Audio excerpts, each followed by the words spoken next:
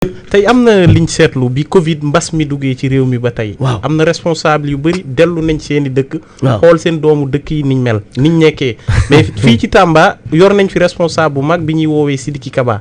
mais bi mbas mi ñëwee ba tey gisuñu ko Tamba. ban jàngat nga ci am. xam nga nee naa leen bëgg ma wax si Sidiki. lu tax. xam nga man nee naa la je suis un homme libre. lu ma xalaat laay wax te damay bañ encore. ma génn fii ñu naan ma dafa contre Sidiki encore. non mais le grand Mbacké c'est pas un poltron c'est un grand journaliste. non ragalu ma en fait. mais xam nga dëgg neexul. xam nga Sidiki fi ma fan laa pare si Sidiki.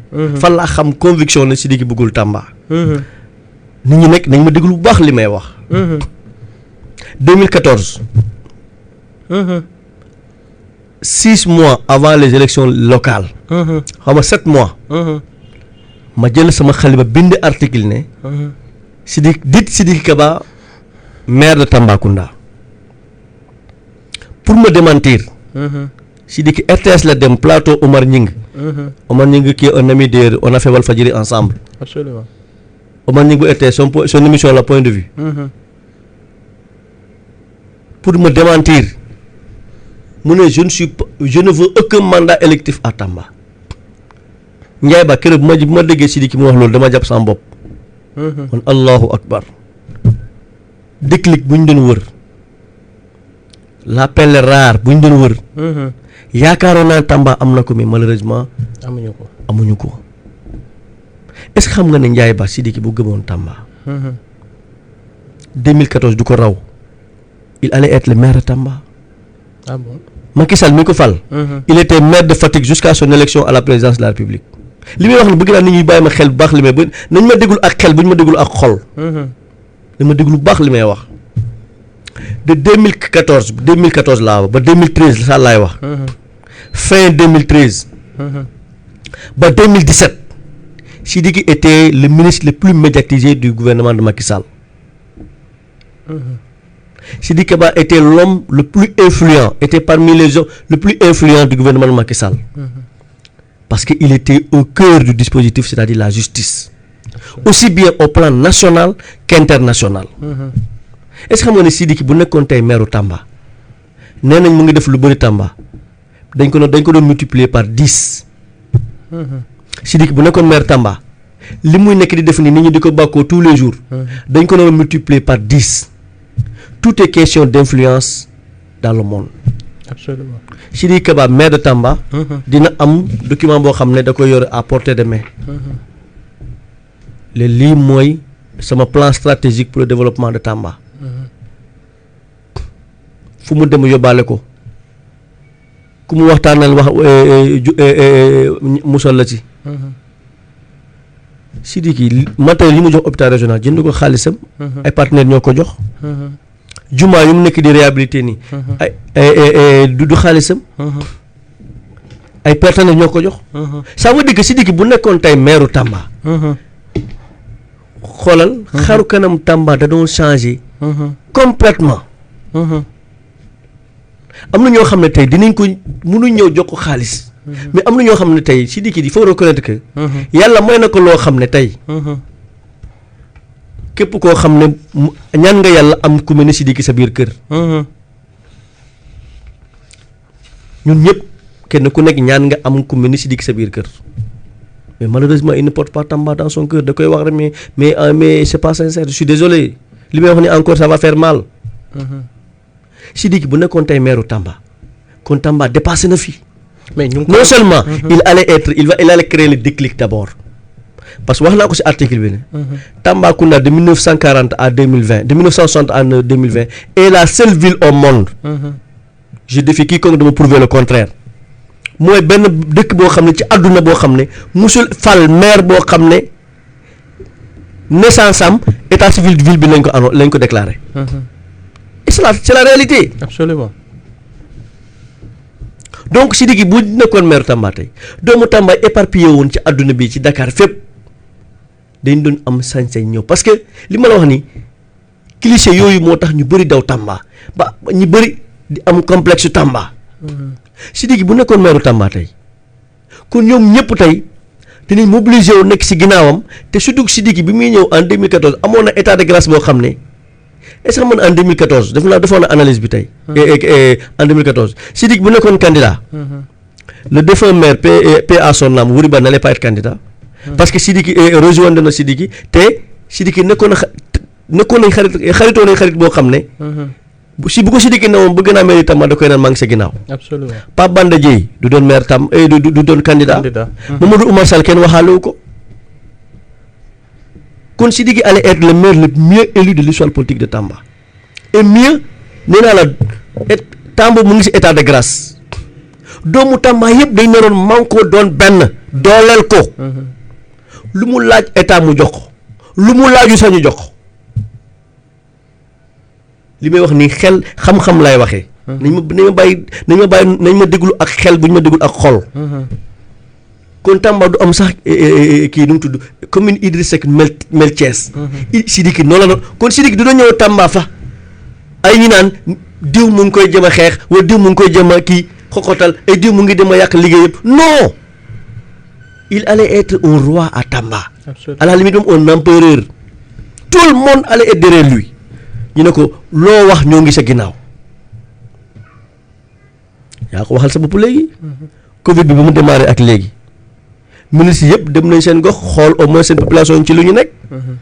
sauf moom man tous les jours nit ñaa ngi may laaj lu tax Sidiki ñëwul man la mais bu leen xaar la na Sidiki bu nekkuloon ministre du ñëw Tamba ngeen baal ma àq. 2014 bu ñëwee Sidiki dama nekk maire de Thiès il allait être le maire de Thiès parce que pour lui maire de Thiès c'est plus valorisant que maire Tamba alors que bu mu xool boppam bu mu xeeb Tamba en réalité Sidiki dafa xeeboon Tamba parce que bu ku ko déglu ku def psychologie. vidéo bi ba léegi maa ngi ko yor nu mu doon waxee je veux être au-dessus de la mêlée à Tamba je bugguma fonction élective et cetera élective xaw ma lan. comme si nekk meeru Tamba ak nekk si poubelle ñoo yem mais warul xeeb Tamba. Je suis désolé nee naa la il allait créer un déclic boo xam ne Tamba fa la doon jaar dem ba faw avancer. Mais Sidiki a choisi d'être à côté de l'histoire au lieu d'être au cœur de l'histoire. Je dirais il a choisi d'être à la périphérie de l'histoire au lieu de faire l'histoire de Tamba. Il allait être le maire le mieux élu. État de grâce bu mu àndaloon ku dem ba France président France di la décorer. Mais tu n'es pas n'importe qui. Absolument. Sidiki bu nekkoon maire Tamba tey Sidiki du jox boppam carburant dotation en carburant de 35 millions nekkoon maire Tamba tey Sidiki soxalul suuf Tamba. Sidiki bu nekkoon maire Tamba tey Sidiki soxalul 1 franc Tamba bu indiwul Tamba soxalul 1 franc Tamba est-ce que dégg nga lu ma fi may waxee. Absolument. Il allait être le déclencheur du véritable développement de la capitale régionale de Tamba et je dirais même de tout le Sénégal oriental. Mais il a choisi d'être à la périphérie de l'histoire au lieu d'être au cœur de l'histoire ou bien de faire l'histoire. C'est la réalité. Lu muy def nii tey koo xam ne président Sidiki nombre tànk bu mu amoon au niveau international chef d'état si adduna bi ku mu bëgg gis-gis la. homme d'affaires yi influent nekk si adduna bi ku mu bëgg gis-gis la. mais kooku dossier Tamba fu mu yóbbu fu mu dem ne leen Tamba dama bëgg defar ay pavé ay yoon à Tamba. day gis ñoo xam ne dañ koy naan wax ñu kañ nga bëgg mu am ñu defal la ko kon Tamba tey éclairage public bi fekk nañ ko emploi des jeunes waxatuñ ko ak leneen. mairie du loo xam ne da nga nekk maire parce que da nga am xaalis nga ñëw di def si maire dëkk bi soxaluñu xaalisu Sidiki Tambacounda li mu soxla mooy influence Sidiki image Sidiki lañ soxla tey à Tamba image am rek lañ soxla. tey ñu ne Sidiki Kaba maire de Tambacounda rek développé na Tamba laa la wax. mais li ma la wax il a choisi d'être à la périphérie de l'histoire Sidiki bu ñëw Tamba ñu naan Mame Balla Lo mooy xatal Sidiki Tamba Sidiki na xoolaat boppam non nañu waxante dëgg bu ñuy dem ba naan Tambacounda Sidiki Kaba mooy xatal Mame Balla mooy xatal Sidiki Kaba à Tamba moo koy tere nelaw à Tamba mais na xoolaat boppam dëgg neexul mais c'est la vérité.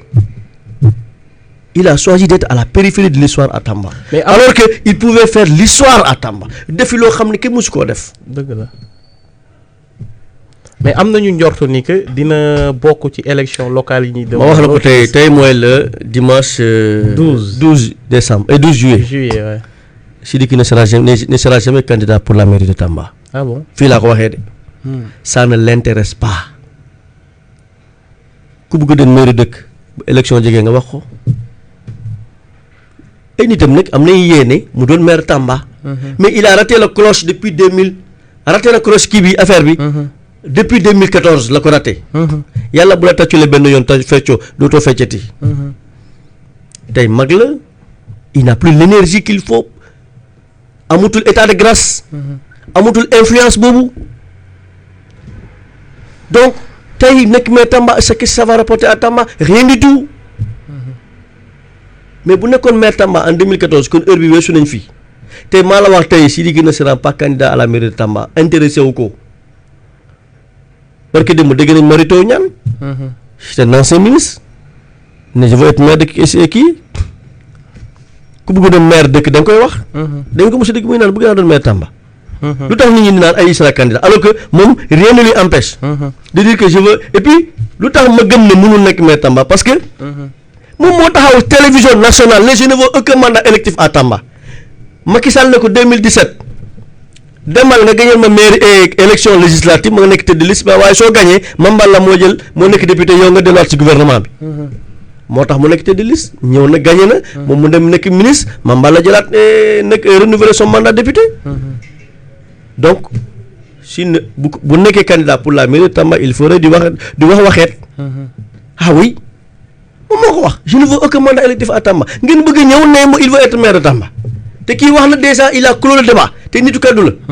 nee na moom lu mu wax def ko bu ñu tënkoo ci loolu Sidiki nitu kaddu la. nee na il ne promet pas lu mu wax def ko donc nañ jàpp ne du musu doon maire Tamba. parce que moo ko waxal boppam. te télévision nationale la ko wax. absolument ñoo ngi yor enregistrement yi. Ah voilà donc nañ c'est de l'illusion pour ceux qui disent qu'il veut être maire de Tamba ça ne l'intéresse même pas. mais gis nañ liggéey bu rafet bi mu nekk di defaral waa Tamba. Ça ne vaut rien par rapport ak bu nekkoon maire Tamba. C'est comme une goutte d'eau dans l'océan. Est-ce que yéen xam ngeen dayoo bi Sidiki am. xam ngeen loolu. man Thiès laa jàngee xam naa ko Sidiki. Est-ce que yéen xam ngeen article de presse article rek soo ko bindee Sidiki tey partout dans le monde nit ñi dañ koy xool. yàlla may na ko loolu yàlla may na ko baraja daraja yàlla may na ko célébrité may na ko notoriété mais yéene ko waa Tamba moo tax ma ne bëggul Tamba je suis désolé de le dire yàlla may na ko lu mu ko may mais moom yéene ko waa Tamba ay mètres yu muy def fii c'est di tape à l'œil Macky Sall moo ko fal te Macky Sall était le maire de Fatick ba mu nekk président lu tax moom ñu ne ko kaay jël suñu maire bi nga liggéey ñu dëkk bi nga ne intéressé wu ma non tournons la page de Sidiki ñu wax leneen je suis désolé non pourquoi parce que tout simplement il y a ce complexe là qui nous habite. Tambacounda c'est comme un gros village y a rien là-bas alors que Tamba est en train de bouger te li gën a garaaw mooy Tamba mu ngi avancé mais doomu Tamba yi xamuñu Tamba mu ngi avancé. Et c'est ça qui est écœurant wax naa ko ci article bi. Voilà ma ne Tamba mooy dëkk bi nga xam ne musul fal et maire boo xam ne Tamba la cosaan la juddu. Tambacounda n'aime pas son fils. Voilà Tambacounda n'aime pas son fils. nit ñi bu ñu demee bay wax loo ci dëkk nga xam ne kon. C'est grave. C'est extrêmement grave. Tambacounda n'aime pas son